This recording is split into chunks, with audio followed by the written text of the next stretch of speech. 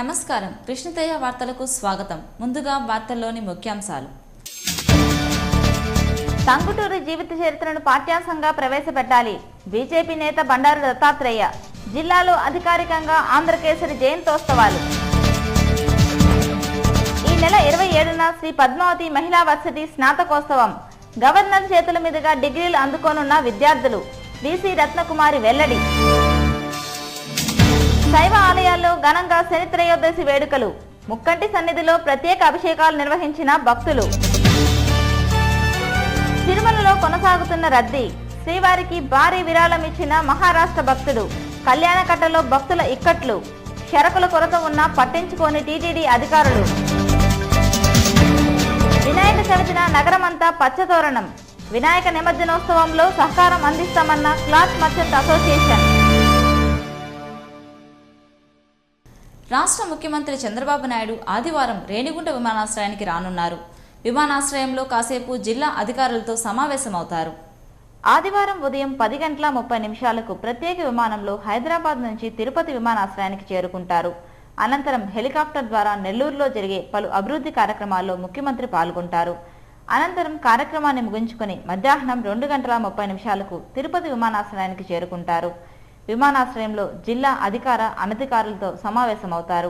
అనంతరం 3 గంటలకు ప్రత్యేక విమానంలో బయలుదేరి హైదరాబాద్కు వెళుతారు. తిరుమలలో భక్తుల రద్దీ కొనసాగుతోంది. శ్రావణ మాసం ముగింపు సందర్భంగా భక్తులు అధిక సంఖ్యలో పాల్గొని స్వామివారిని దర్శించుకుని మొక్కులు తీర్చుకుంటున్నారు. సర్వదర్శనానికి 24 గంటలు, కాలనడకన వెళ్లే భక్తులకు 14 గంటల సమయం పడుతోంది. భక్తుల రద్దీ కారణంగా శ్రీవారి దర్శనం మొదలుకొని కళ్యాణకట్ట, లడ్డూ కౌంటర్ల వద్ద, గదులు కేటాయింపు కార్యాలయాల వద్ద గంటల తరబడి భక్తులు క్యూలో వేచి ఉండాల్సిన పరిస్థితి నెలకొంది. ఈ రద్దీ తిరుమలలో మరో 2 రోజులు కొనసాగే అవకాశం ఉందని టీటీడీ అధికారులు పేర్కొంటున్నారు. ఇదిలా ఉండగా మహారాష్ట్రకు చెందిన జీన్ అండ్ భూమాన్ జిఏ దుబాస్ చారిటీ ట్రస్ట్ వారు టీటీడీ నిర్వహిస్తున్న బాలాజీ ఆరోగ్య వరప్రసాదిని పథకానికి 1,25,00,000 విరాళాన్ని టీటీడీ అధికారులకు అందజేశారు. ఏ దుబాష్ అనే భక్తుడు టీటీడీ అధికారులకు అందజేశారు. రాష్ట్రావతరణలో ప్రధాన భూమిక పోషించిన టంగుటూరి ప్రకాశం పంతులు జీవిత చరిత్రపై ప్రత్యేక పాఠ్యాంశాన్ని ప్రవేశపెట్టాల్సిన అవసరం ఉందని బీజేపీ నేత బండారు దత్తాత్రేయ అన్నారు. ప్రకాశం పంతులు జన్మదినం సందర్భంగా ఎస్పీయూ పరిపాలనా భవనం ఎదుట ఉన్న ఆయన విగ్రహానికి భాజపా నాయకులు పూలమాలలు వేసి ఘన నివాళులర్పించారు. ఈ కార్యక్రమానికి ముఖ్య అతిథిగా భాజపా నేత బండారు దత్తాత్రేయ పాల్గొన్నారు. అనంతరం ఆయన మీడియాతో మాట్లాడుతూ ధైర్య సాహసాలు ప్రదర్శించడంలో ప్రకాశం పంతులకు సాటెవరూ లేరన్నారు. పాఠశాల విద్యార్థులు దేశభక్తిని పెంపొందించుకోవాలని కోరారు. తెలంగాణలో అధికారంలోకి రావడమే ధ్యేయంగా విజన్ 2019తో బీజేపీ పనిచేస్తుందని ఆయన చెప్పుకొచ్చారు. ఈ కార్యక్రమంలో భాజపా నాయకులు భానుప్రకాష్ రెడ్డి, గాలి పుష్పలత తదితరులు పాల్గొన్నారు. మంచి ప్రజానాయకుడు, నిస్వార్థమైనటువంటి ఒక ప్రజానాయకుడిగా పేర్కొంది. వారు ఆంధ్రకేసరిగా పేరు పొందినటువంటి మహానుభావుడు. కాబట్టి ఇవాళ ఆంధ్రప్రదేశ్ రాష్ట్రమైన, తెలంగాణ రాష్ట్రమైన మన తెలుగు మహానుభావులందరూ కూడా మనం గర్వంగా గౌరవించుకోవాల్సిన అవసరం ఉంది. తెలుగు వాళ్ళు 2 రాష్ట్రాలు ఏర్పడ్డా, ఇటు తెలంగాణ రాష్ట్రము, ఇటు ఆంధ్రప్రదేశ్ రాష్ట్రం ఏర్పడ్డా అందరూ కూడా ఒకటేటువంటి భావన పెంపొందింపజేసుకోవాల్సిన అవసరం ఉంది. దీర్ఘకాలంగా కోర్టుల్లో కొనసాగుతున్న కేసులను సత్వరం పరిష్కరించుకునేందుకు లోక్ అదాలత్ ఎంతో దోహదపడుతుందని చిత్తూరు జిల్లా జడ్జి విజయ్ కుమార్ అన్నారు. చిత్తూరులోని జిల్లా కోర్టులో మెగా లోక్ అదాలత్ కార్యక్రమం శనివారం జరిగింది.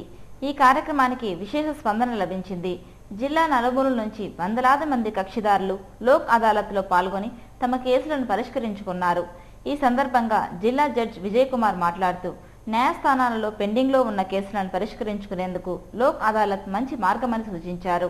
ప్రజలకు కూడా న్యాయస్థానాల్లోనే తమ కేసులను పరిష్కరించుకునేందుకు ఈ మార్గాన్ని ఎంచుకోవడం మంచిదని అన్నారు. ఈ కార్యక్రమం జిల్లా న్యాయ సేవాది కార్యసంస్థ కార్యదర్శి హేమలత ఆధ్వర్యంలో జరిగింది. దక్షిణ కాశీగా పేరొందిన శ్రీకాళహస్తీశ్వరాలయంలో శని త్రయోదశి వేడుకలు ఘనంగా జరిగాయి. స్వామివారి అభిషేకోత్సవంలో భక్తులు అధిక సంఖ్యలో పాల్గొని మొక్కులు తీర్చుకున్నారు. ప్రతి ఏటా శ్రావణ మాసంలో చివరి శనివారం రోజున శని త్రయోదశి పూజలను శ్రీకాళహస్తి ఆలయంలో సాంప్రదాయబద్ధంగా ఆలయ అర్చకులు నిర్వహిస్తారు. ఈ క్రమంలోనే శనివారం శ్రీకాళహస్తి ఆలయ ప్రాంగణంలోని శనీశ్వర ఆలయంలో ప్రత్యేక పూజలు నిర్వహించారు. ఈ సందర్భంగా భక్తులు అధిక సంఖ్యలో పాల్గొని స్వామివారికి పాలాభిషేకం చేసి శనిదోష నివారణ పూజలు చేశారు.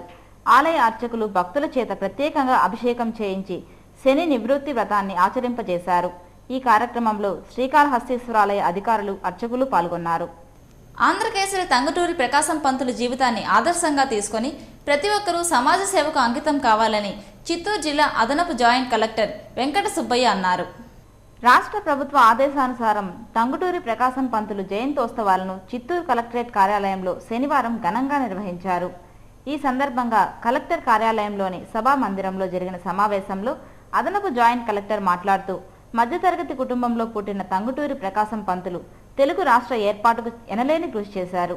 పొట్టి శ్రీరాములు త్యాగ ఫలితంగా రాష్ట్ర ఆవిర్భావం జరిగింది. మొదటి ముఖ్యమంత్రిగా ఆంధ్రకేసరి బాధ్యతలు చేపట్టారు. ఆంధ్రకేసరి జీవితాన్ని ఆదర్శంగా తీసుకొని ప్రతి ఒక్కరూ ముందుకు సాగాలని ఈ సందర్భంగా సూచించారు. ఈ కార్యక్రమంలో డిఆర్ఓ శేషయ్య, కలెక్టర్ కార్యాలయంలో పనిచేసే అధికారులు, సిబ్బంది పాల్గొన్నారు. అసంఘటిత కార్మికుల సమస్యలపై నిర్వహించ తలపెట్టిన చలో కలెక్టరేట్ కార్యక్రమాన్ని విజయవంతం చేయాలని కార్మికులకు ఏఐటీయూసీ నాయకులు పిలుపునిచ్చారు. స్థానిక గంధమనేని శివయ్య భవన్లో శనివారం చలో కలెక్టరేట్ గోడ పత్రికను ఏఐటీయూసీ నాయకులు ఆవిష్కరించారు. ఈ సందర్భంగా ఆ సంఘం జిల్లా అధ్యక్షులు ఆర్ హరికృష్ణ మాట్లాడుతూ ప్రభుత్వ రంగ సంస్థలలో పనిచేసే కాంట్రాక్టు, అవుట్సోర్సింగ్ కార్మికుల పట్ల రాష్ట్ర ప్రభుత్వం కక్ష సాధింపు ధోరణితో వ్యవహరిస్తోందని విమర్శించారు. కొత్త ఉద్యోగాల కల్పనకు బదులు ఉన్న ఉద్యోగాలను ఓడగొట్టడం అన్యాయమన్నారు. ప్రతి అసంఘటిత కార్మికుడికి 15,000 కనీస వేతనం, బోనస్, పీఎఫ్, ఈఎస్ఐ, 3,000 రూపాయల పెన్షన్ సదుపాయం కల్పించాలని ఆయన డిమాండ్ చేశారు. అంగన్వాడీ, ఆశా, మధ్యాహ్న భోజనం కార్మికుల సమస్యలను పరిష్కరించాలని ప్రభుత్వానికి విజ్ఞప్తి చేశారు. ఈ నెల 25న చిత్తూరు కలెక్టరేట్ ఎదుట జరిగే ధర్నా కార్యక్రమాన్ని జయప్రదం చేయాలని కోరారు. ఈ కార్యక్రమంలో ఏఐటీయూసీ నాయకులు రామచంద్రయ్య, మురళి, రవి, చంద్రశేఖర్ నాయుడు, రెడ్డప్ప, జయలక్ష్మి తదితరులు పాల్గొన్నారు. ప్రజలకు అందించాల్సిన రేషన్ బియ్యాన్ని అక్రమంగా తరలిస్తుండగా పోలీసులు గుర్తించి పట్టుకున్నారు. లారీని స్వాధీనం చేసుకుని డ్రైవర్ను పోలీసులు అదుపులోకి తీసుకుని విచారిస్తున్నారు. శ్రీకాళహస్తి నుంచి బెంగళూరుకు అక్రమంగా తరలిస్తున్న రేషన్ బియ్యాన్ని పోలీసులు, విజిలెన్స్ అధికారులు సంయుక్తంగా వరపన్ని పట్టుకున్నారు. అక్రమంగా తరలుతున్న 300 టన్నుల బియ్యాన్ని స్వాధీనం చేసుకుని లారీని సీజ్ చేశారు. అక్రమ రవాణాకు పాల్పడుతున్న లారీ డ్రైవర్ను పోలీసులు అదుపులోకి తీసుకున్నారు. సీజ్ చేసిన బియ్యం పేద ప్రజలకు ప్రభుత్వం అందించే రేషన్ బియ్యంగా పోలీసులు గుర్తించారు. ఆ బియ్యం బస్తాను శ్రీకాళహస్తి అర్బన్ తహసీల్దార్కు అప్పగించారు. ఈ మేరకు శ్రీకాళహస్తి పోలీసులు కేసును నమోదు చేసి విచారిస్తున్నారని శ్రీకాళహస్తి అర్బన్ సిఐ తెలిపారు. ఉన్నత శిఖరాలను అధిరోహించిన వారందరూ ప్రభుత్వ పాఠశాలల్లో విద్యను అభ్యసించిన వారేనని తిరుపతి కార్పొరేషన్ కమిషనర్ సకలారెడ్డి పేర్కొన్నారు. టీపీపీఎం నగరపాలక ఉన్నత పాఠశాలలో శనివారం టంగుటూరి ప్రకాశం పంతులు 142వ జయంతోత్సవ సభ జరిగింది. ఈ కార్యక్రమానికి ముఖ్య అతిథిగా హాజరైన ఆయన మాట్లాడారు. టంగుటూరి ప్రకాశం పంతులు ముఖ్యమంత్రిగా సంచలనాత్మక నిర్ణయాలు తీసుకున్నారని చెప్పారు. పేద కుటుంబంలో జన్మించి ఉన్నత స్థాయికి ఎదిగారని, ఇందుకు ఆయన పట్టుదలే కారణమని విద్యార్థులకు సూచించారు. విద్యార్థులు కష్టపడి విద్యను అభ్యసించి ఉన్నత శిఖరాలను అధిరోహించాలని తెలిపారు. అనంతరం ఎమ్మెల్యే వెంకటరమణ మాట్లాడుతూ ముఖ్యమంత్రి చంద్రబాబు నాయుడు సైతం తిరుపతి టీపీపీఎం పాఠశాలలోనే విద్యను అభ్యసించారని ఈ సందర్భంగా గుర్తు చేశారు. ఈ కార్యక్రమంలో ఆర్డీఓ రంగయ్య, పులిగోరు మురళి, విద్యార్థులు పాల్గొన్నారు. ఐఎస్ఎఫ్ జిల్లా నూతన కమిటీని ఆ సంఘం రాష్ట్ర అధ్యక్షులు కోటీశ్వరరెడ్డి ప్రకటించారు. తిరుపతి ప్రెస్ క్లబ్లో శనివారం ఆయన మీడియాతో మాట్లాడారు. విద్యార్థుల సమస్యలపై పోరాడుతున్న ఐఎస్ఎఫ్ చిత్తూరు జిల్లా నూతన కమిటీని ఏకగ్రీవంగా ఎన్నుకోవడం జరిగిందన్నారు. జిల్లా అధ్యక్షులుగా సురేష్ కుమార్, ఉపాధ్యక్షులుగా వజ్రవేలు, ప్రధాన కార్యదర్శిగా ప్రవీణ్ కుమార్ ఎంపికయ్యారు. వీరికి నియామక ఉత్తర్వులు అందజేశారు. ఈ విలేకరుల సమావేశంలో పలువురు ఐఎస్ఎఫ్ నాయకులు పాల్గొన్నారు. వినాయక చవితి నాడు పుణ్యక్షేత్రమైన తిరుపతిలో ప్రతి దుకాణం వద్ద పచ్చతోరణాలు అలంకరించి పండుగ వాతావరణాన్ని నెలకొల్పాలని తిరుపతి క్లాత్ మర్చెంట్ అసోసియేషన్ నాయకులు నిర్ణయించారు. శనివారం తిరుపతిలోని వినాయక నిమజ్జన కమిటీ కార్యాలయంలో జరిగిన విలేకరుల సమావేశంలో క్లాత్ మర్చెంట్ అసోసియేషన్ నాయకులు మాట్లాడుతూ గత ఏడాది కన్నా ఈసారి తిరుపతిలో వినాయక నిమజ్జన ఉత్సవాల్లో తాము కూడా భాగస్వాములు అవుతున్నామని ప్రకటించారు.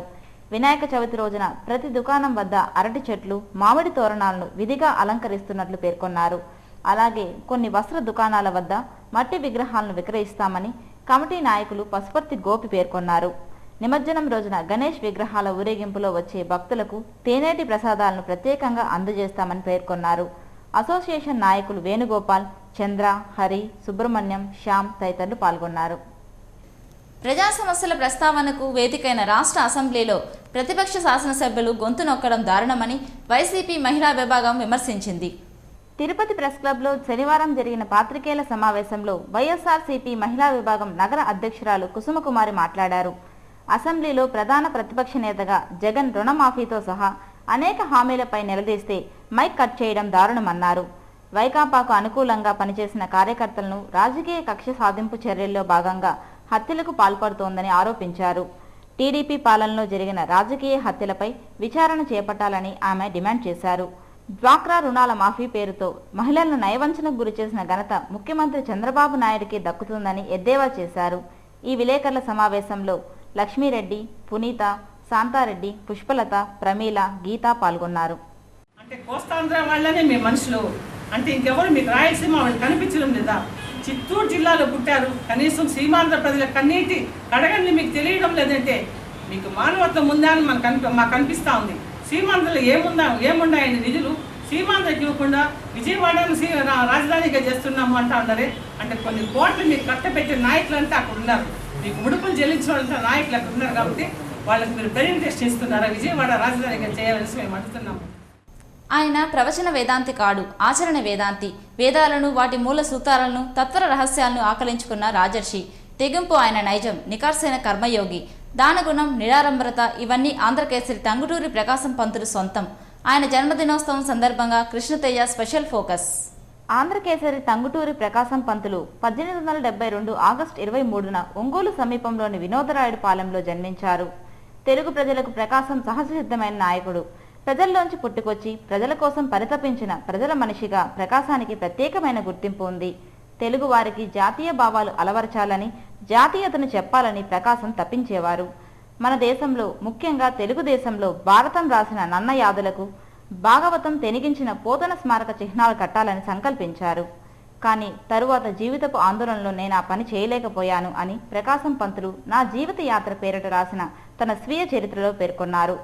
స్మారక చిహ్నం అంటే ఆయన దృష్టిలో కేవలం రాతి విగ్రహం కాదు.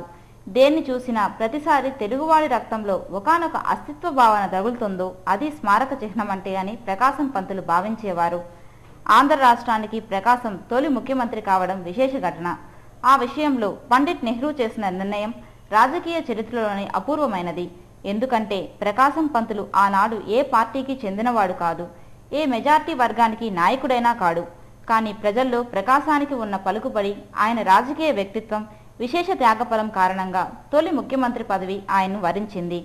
అధికారంలో ఉన్నప్పుడు తన సర్వస్వాన్ని దేశానికి దారపోశారు. ఫలితంగా తన కుటుంబ సభ్యులు సైతం బికారులైన ఆయనలో ఏ మాత్రం స్వార్థం అనేది తొంగి చూడలేదు. మనిషి గొప్పతనాన్ని సంపాదించిన దానికన్నా త్వజించిన దాన్ని బట్టి అంచనా వేయాలి. కమ్యూనిస్టు వ్యతిరేకి అయిన ప్రకాశం పంతులు వ్యక్తిత్వం, త్యాగశీలతను కమ్యూనిస్టు అగ్రనేత పుచ్చులపల్లి సుందరయ్య లాంటి మహనీయులు కూడా అభినందించి ప్రశంసించడం విశేషం. ఎలాంటి నేతలు, ఎంతటి త్యాగాలు ఆంధ్రదేశం చేసుకున్న పుణ్యఫలాలు. వారంతా నిరుడు కురిసిన హిమ సమూహాలు. వారి గురించి మనం చెప్పుకుంటున్నట్లుగానే నేటి నేతల గురించి భవిష్యత్ తరాలు చెప్పుకునేంతటి స్ఫూర్తి కలిగించడానికే ప్రకాశం పుట్టినరోజును మనం గొప్ప పండుగలా చేసుకోవాలి. ఈ దశలో ఆంధ్రప్రదేశ్ ప్రభుత్వం ఆయన జయంతిని రాష్ట్ర అధికారిక పండుగగా నిర్ణయించింది. కొత్తగా ఏర్పడిన 2 రాష్ట్రాలు పరస్పర సహకారంతో ముందుకు సాగితే దేశంలోనే అభివృద్ధిలో ఆదర్శ రాష్ట్రాలుగా నిలుస్తాయని కేంద్ర మంత్రి వెంకయ్యనాయుడు అన్నారు. నెల్లూరు పర్యటన నిమిత్తం ప్రత్యేక విమానంలో తిరుపతి విమానాశ్రయానికి చేరుకున్న వెంకయ్యనాయుడు మీడియాతో మాట్లాడారు. చంద్రబాబు, చంద్రశేఖర్ల భేటీ శుభపరిణామమని అన్నారు. ఇద్దరు సీఎంలు కలిసి చర్చించుకొని ముందుకు సాగితే ప్రజలు కూడా హర్షిస్తారన్నారు. కేంద్రం నుంచి అన్ని రకాల సహాయ సహకారాలు 2 రాష్ట్రాలకు ఉంటాయని వెంకయ్యనాయుడు అన్నారు. పరస్పర సహకారంతో ఇద్దరు సీఎంలు కలిసి పనిచేస్తే ఆదర్శ రాష్ట్రాలుగా నిలుస్తాయని వెంకయ్యనాయుడు అన్నారు. అనంతరం నెల్లూరులో జరిగే పలు కార్యక్రమాల్లో పాల్గొనేందుకు బయలుదేరి వెళ్లారు. 5 సంవత్సరాలు ఏమి ఎల్లకాలం స్నేహభావంతో ఉండాలి, కలిసికట్టుగా వ్యవహరించాలి. ఢిల్లీలో తెలుగువారి ప్రతిష్టను పెంచాలి. కేంద్రం నుంచి రావాల్సిన యొక్క సహాయం కోసం 2 రాష్ట్రాలు కూడా కలిసి గట్టిగా కృషి చేస్తే అది మరింత ఉపయుక్తంగా కూడా ఉంటుంది. ఎందుకంటే మనం 2 రాష్ట్రాలుగా విడిపోయింది వివాదాల కోసం కాదు, విడిపోయింది అభివృద్ధి కోసమని. అందుకని ఆ అభివృద్ధిని సాధిస్తే ప్రజలు తప్పనిసరిగా సంతోషిస్తారు, ఆ తర్వాత కూడా ఆదరిస్తారు.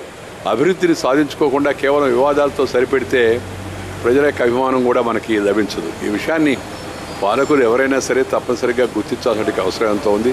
నేను ఒక తెలుగువాడిగా తెలంగాణ, ఆంధ్ర ఈ 2 ప్రాంతాలు సత్వరము సర్వతోముఖ అభివృద్ధి సాధించాలని చెప్పని మనసావాచ కోరుకుంటున్నాను. దానికోసం ఢిల్లీలో, కేంద్రంలో నా ద్వారా ఏ రకమైన సహాయం జరగాలనో ఆ సహాయం అంతా కూడా తప్పనిసరిగా అందజేసేదానికి నేను సిద్ధంగా ఉన్నాను. హిందూ దేవాలయాల పాలక మండలి నియామకంలో రాజకీయ నిరుద్యోగులకు బదులు భక్తిభావం కలిగిన వ్యక్తులను చైర్మన్ సభ్యులుగా నియమించాలని బీజేపీ ఎంపీ బండారు దత్తాత్రేయ కోరారు. సార్వత్రిక ఎన్నికల్లో తెలంగాణ రాష్ట్రం నుంచి బీజేపీ ఎంపీగా గెలుపొందిన బండారు దత్తాత్రేయ తిరుమల శ్రీవారి దర్శనార్థం తిరుపతికి చేరుకున్నారు. ఆయనకు స్థానిక రైల్వే స్టేషన్లో భారతీయ జనతా పార్టీ నాయకులు ఘన స్వాగతం పలికారు. పుష్పగుచ్చాలు అందజేసి దుశ్శాలువాతో ఘనంగా సత్కరించారు. ఈ సందర్భంగా ఆయన మీడియాతో మాట్లాడుతూ ఆధ్యాత్మిక భావన కలిగిన వ్యక్తులకు దేవాలయాల పాలక మండల నియామకంలో ప్రాధాన్యత కల్పించాలని ప్రభుత్వాన్ని డిమాండ్ చేశారు. తెలుగు ప్రజలందరూ సుఖ సంతోషాలతో వర్ధిల్లాలని ఆకాంక్షించారు. ఎంపీకి స్వాగతం పలికిన వారిలో బీజేపీ రాష్ట్ర అధికార ప్రతినిధి భానుప్రకాష్ రెడ్డి, జిల్లా అధ్యక్ష ప్రధాన కార్యదర్శులు చంద్రారెడ్డి, సామంచి శ్రీనివాస్, నాయకులు ఎంఆర్ రాజా, సుబ్రహ్మణ్యం యాదవ్, కొనగంటి భాస్కర్, అజయ్ కుమార్, గుండాల గోపీనాథ్ రెడ్డి తదితరులు ఉన్నారు. కోర్టులోని కేసులు త్వరగా పరిష్కారం కావాలంటే లోక్ అదాలత్ విధానం ఎంతో దోహదపడుతుందని 3వ అదనపు జిల్లా జడ్జి రవీంద్రబాబు అన్నారు. తిరుపతిలోని కోర్టు ప్రాంగణంలో 3వ అదనపు జిల్లా కోర్టులో లోక్ అదాలత్ కార్యక్రమం జరిగింది. ఈ కార్యక్రమానికి ప్రజల నుంచి విశేష స్పందన లభించింది. కేసుల సత్వర పరిష్కారం కోసం 8 విభాగాలుగా ఏర్పాటు చేసి కేసులను పరిష్కరించారు.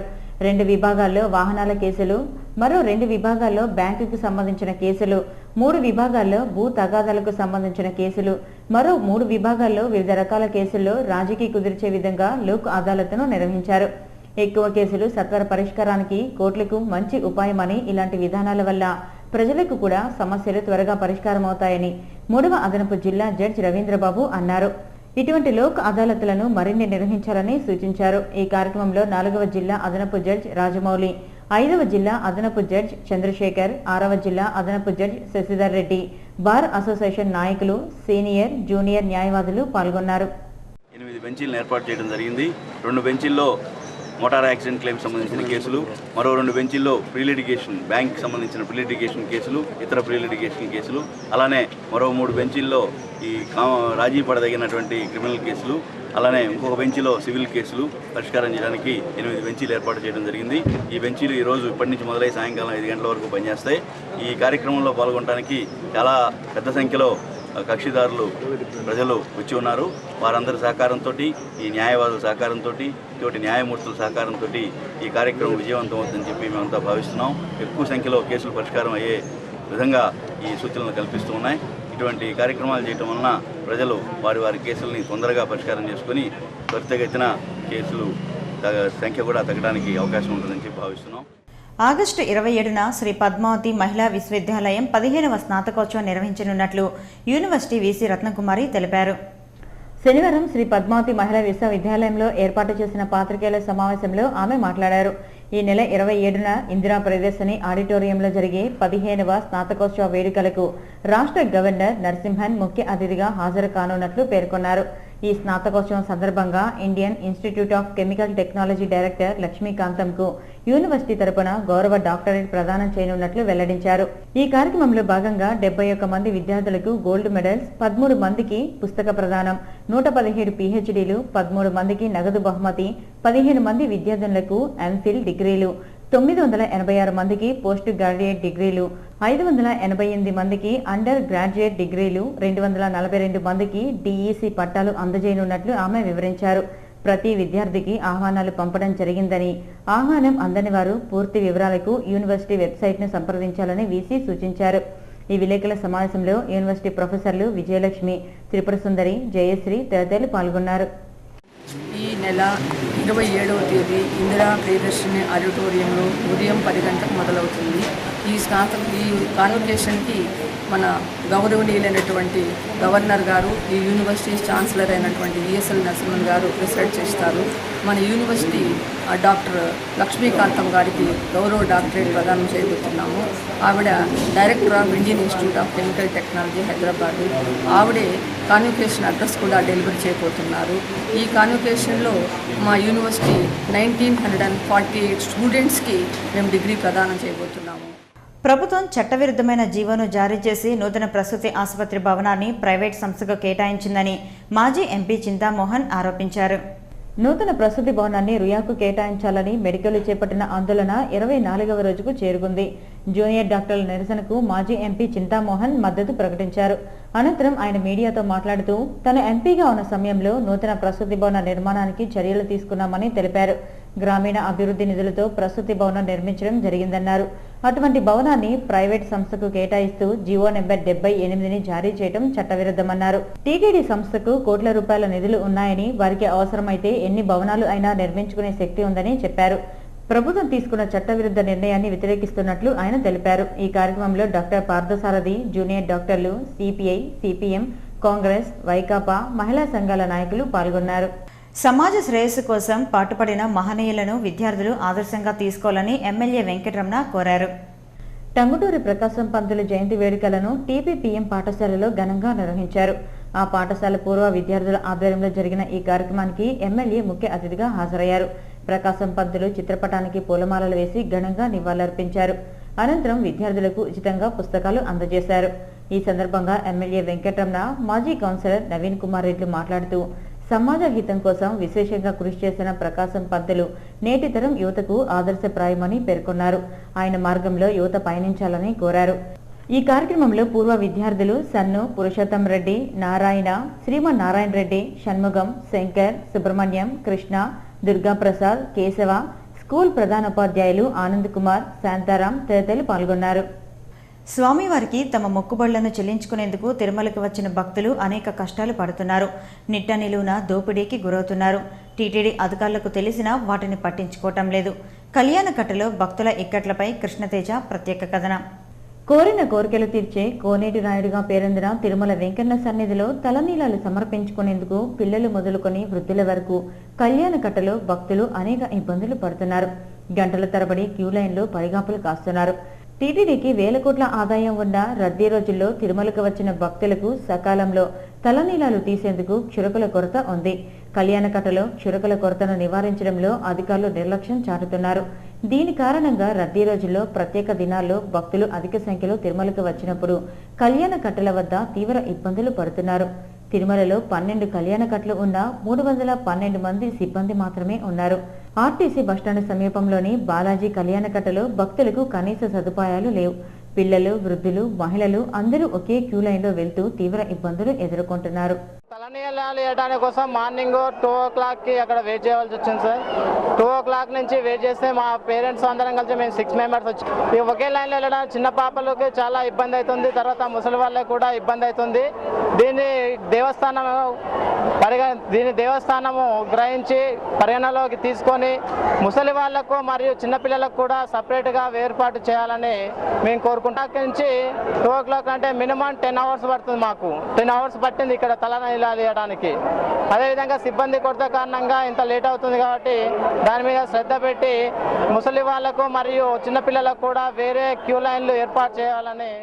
దీనికి తోడు కళ్యాణకట్టలో కొంతమంది క్షురకులు మామూళ్లకు అలవాటు పడ్డారు. ఒకవైపు తలనీలాలు ఉచితంగా సమర్పించవచ్చని టీటీడీ పేర్కొంటున్నా మరోవైపు తలనీలాలు తీసే క్షురకులు మాత్రం ప్రతి భక్తుని నుంచి బలవంతంగా 20 రూపాయలు తీసుకుంటున్నారని ఫిర్యాదు చేస్తున్నారు. కళ్యాణకట్టలో కొన్ని చోట్ల మాత్రమే సీసీ కెమెరాలను అమర్చింది. సిబ్బంది కొరతను టీటీడీ పట్టించుకోలేదు. దీని కారణంగా కళ్యాణకట్టలో పనిచేసే క్షురకులు గంటల తరబడి విధులు నిర్వర్తించలేక అసహనానికి గురవుతున్నారు. టీటీడీ అధికారుల నిర్లక్ష్యం కారణంగానే కళ్యాణకట్టలో భక్తులు కష్టాల పాలవుతున్నారు. క్షురకులు అవినీతికి పాల్పడుతున్నారు. టీటీడీ అధికారులు స్పందించి ఇకనైనా కళ్యాణకట్టలో భక్తులు ఎదుర్కొనే సమస్యలను పరిష్కరించాలని వారు కోరుతున్నారు. ఇక్కడ నిన్నొచ్చి లాకర్లు తీసుకొని పొద్దున్న తెల్లవారుజామున 4 గంటలకి గుండు గీయించుకోవడానికి వెళ్ళినాము. తెల్లవారుజామున దాదాపు 11 గంటలకల్లా బయటకు వచ్చేసినాము. దాదాపు 7 గంటల సేపు టైం పట్టింది. బోర్డులో చూస్తే గుండ్లు కాలినడకన వచ్చిన వాళ్ళందరికీ ఫ్రీ అని చెప్తున్నారే బోర్డులో ఉన్నాయి, కానీ కాకపోతే ఇక్కడ ఫ్రీ ఉన్నంతగా అక్కడ లేదు. 20 రూపాయలు మరీ అడిగి ఇప్పించుకుంటున్నారు సార్. ఇది ఎంతవరకు న్యాయం? ఇది చెప్పండి మీరే. దేవస్థానం కమిటీ వాళ్ళు దీనిపైన చర్య తీసుకుంటారని మేము ఆశిస్తున్నాం. పట్టాదండి 7 గంటల సేపు పట్టింది సార్. కరెక్ట్గా ముందరొచ్చిన ముందరని ఎందుకు వచ్చిన వెనక్కి తెగిన అంత సమయం పట్టదు. మధ్యలో దూరుతుంటారు. దాన్ని నరకడతాను లేదు సెక్యూరిటీ వాళ్ళు. ఫస్ట్ దాన్ని నరకడితేగిన భక్తాదులకి చాలా అనుకూలంగా ఉంటుంది. క్రమశిక్షణ లేదు. ఇంకోటి ఏంటంటే వాళ్ళు ఫ్రీ అనే చెప్తున్నారు, ఫ్రీ టికెట్ ఇస్తారు, కానీ ఫ్రీ ఏం చేయడం లేదు. ప్రతి ఒక్క దగ్గర ఖచ్చితంగా 20 రూపాయలు వసూలు చేస్తారు.